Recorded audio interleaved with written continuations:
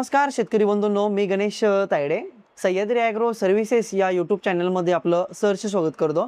शेतकरी बंधूंनो, आज आपण चर्चा करणार आहे आले अद्रक बाजार भाव संदर्भामध्ये। आजच्या तारखेमध्ये जे आहे का रेटमध्ये थोडंफार बदल झालेला आहे।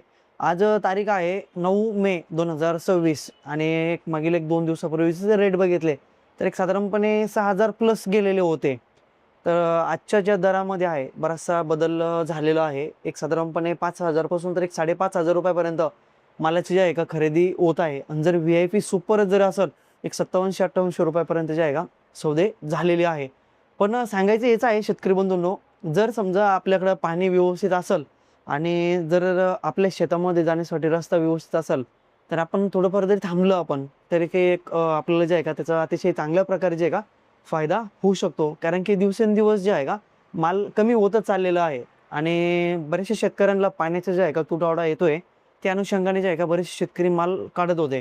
पण जर समजा आजच्या कंडिशनमध्ये जर आपण विचार केला दरामध्ये जो चढ उतार होतोय त्यापेक्षा आपल्याला समजा आपला माल वाढेल कसा त्यावरती जर आपण फोकस केला तर येणाऱ्या काळामध्ये निश्चित आपल्याला जे आहे का रेटमध्येही आपल्याला सुधारणा झालेली दिसेल आणि आपल्या उत्पन्नामध्ये जे आहे का सुधारणा झालेली आपल्याला जे आहे का दिसेल।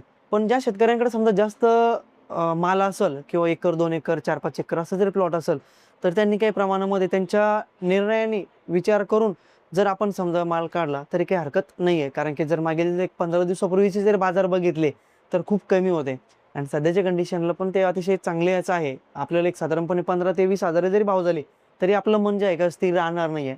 त्या अनुषंगाने आपल्याला कुठेही समाधान शोधणं खूप गरजेचं आहे। तर आपण एक आपल्याला जर हे रेट समाधानकारक जर वाटत असेल तर निश्चित आपण जे आहे का देऊ शकता। आणि 8-15 दिवसानंतर जर आपल्याला प्लॉट द्यायचा असेल पाणी व्यवस्थित असून द्या फक्त त्या प्लॉटला आणि जर 15-20 दिवस जरी आपण दम मारला तर आपल्याला आणखीन चांगले रेट जे आहे का आपल्याला मिळू शकता।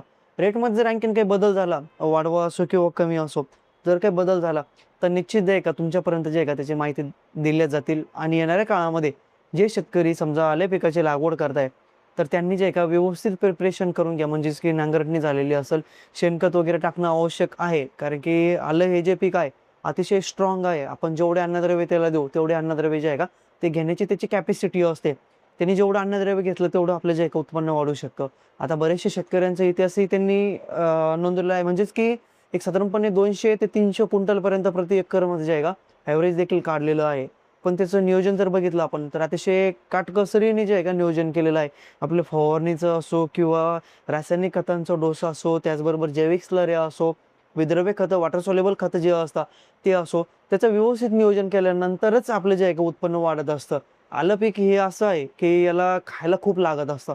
त्यामुळे जे शेतकरी समजा चालू वर्षाला नवीन असतील किंवा जे शेतकरी समजा जुनेही असतील त्यांनी सुरुवातीपासून जरी व्यवस्थित नियोजन जर केलं तर अतिशय चांगल्या प्रकारे जे आहे का आपल्याला त्याचा फायदा होणार आहे। आणि आले पिकाच्या ज्या दरामध्ये जर समजा काही बदल झाला तर निश्चित तुमच्यापर्यंत जे आहे का त्याची माहिती देत राहू। आजचे जे भाव होते एक साधारणपणे 5000 पासून तर एक 5700-5800 रुपयापर्यंत जे आहे का सौदे झालेले आहे। आपल्या मालाची जशी गुणवत्ता असेल त्याप्रमाणे जे आहे का आपल्याला जे आहे का दर मिळालेली आहे। असेच नवनवीन व्हिडिओ बघण्यासाठी आपल्या चॅनलला सबस्क्राईब करून घ्या।